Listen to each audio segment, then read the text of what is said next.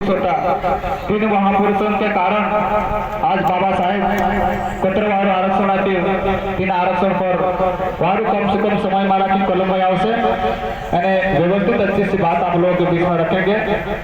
तो मैं कलम भाई को बुलाता हूं कि भारतीय संविधान ने क्या क्या ताकत दी है उसके पर थोड़ा सा प्रकाश डालेंगे और समय कम होने के कारण हमारा ऐतिहासिक जो कार्यक्रम हो रहा है ऐसा कार्य से अच्छा और कार्यक्रम हम लोग आगामी दिनों में करेंगे।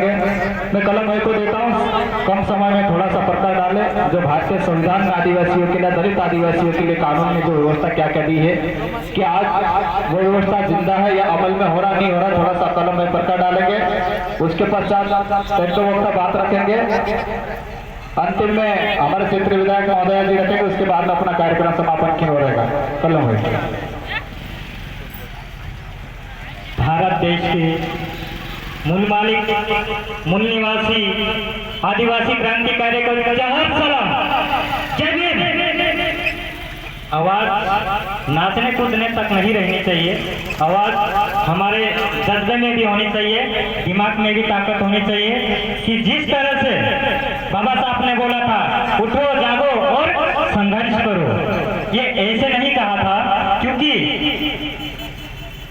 इस देश में ऐसी भी कौम थी जो शोषित, पीड़ित और गरीबी में जी रही थी। ऐसी कौम को ऐसे महानायक उनकी नजर पड़ी और उनको इन्होंने सोचा कि भाई इस देश में सभी को समानता का अधिकार होना चाहिए, इस देश में सभी को स्वतंत्रता का अधिकार होना चाहिए। इस बात पे बाबा साहब अम्बेडकर ने काम किया और भारतीय संविधान लिख डाला। और ये क्षेत्र है जो हम बात करते हैं 5वीं अनुसूची की, उसमें भी बाबा साहब का बहुत बड़ा योगदान है जिसको मैं संक्षिप्त में बताना चाहूंगा। और बहुत साथियों में ये डाउट रहता है कि जो जनजाति शब्दों को लेकर बहुत ज्यादा डाउट रहता है, उसको मैं स्टैटिकल और आर्टिकल के साथ मैं बताना चाहूंगा थोड़ा सा, क्योंकि बाबा साहब ने हमें जिस तरह से आजादी दी है वो आज की तारीख में शोषित, पीड़ित और गरीब वर्ग को नहीं मिलती है और आज भी नहीं दिखाई देती है। जैसे कि ये जो संविधान बन रहा था उससे पहले प्री कॉन्स्टिट्यूशन डिबेट बोलते हैं, साथियों ध्यान से सुनना, उससे पहले प्री कॉन्स्टिट्यूशन डिबेट बोलते हैं जो 1946 में स्टार्टिंग हुई थी। तभी देश के आदिवासियों पर पहले ही बहस खत्म हो गई थी, यानी आदिवासी देश में कौन है ये पहले ही तय हो गया था, जिसमें जयपाल सिंह मुंडा नाम सुना होगा। जयपाल सिंह मुंडा ने सब कह दिया था कि इस देश के ओरिजिनल मालिक और प्रथम नागरिक आदिवासी है।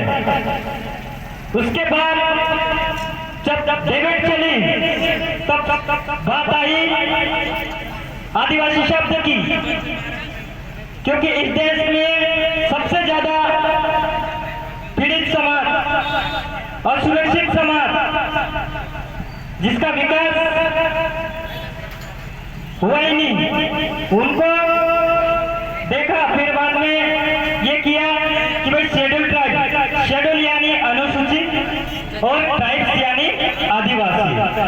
और ट्राइब्स को जनजाति शब्द इसलिए बोला कि इस देश में विभिन्न प्रकार की जनजातियां रहती है और उन जनजातियों को कानूनी रूप से एक व्यवस्था देने के लिए जनजाति और जो आदिम जनजाति बोला गया है। तो साथियों जनजाति शब्द से कोई डाउट ना करें, जिसको अनुच्छेद 330 ख में रखा गया है, इसलिए मैं ये थोड़ा सा बताना चाह रहा था।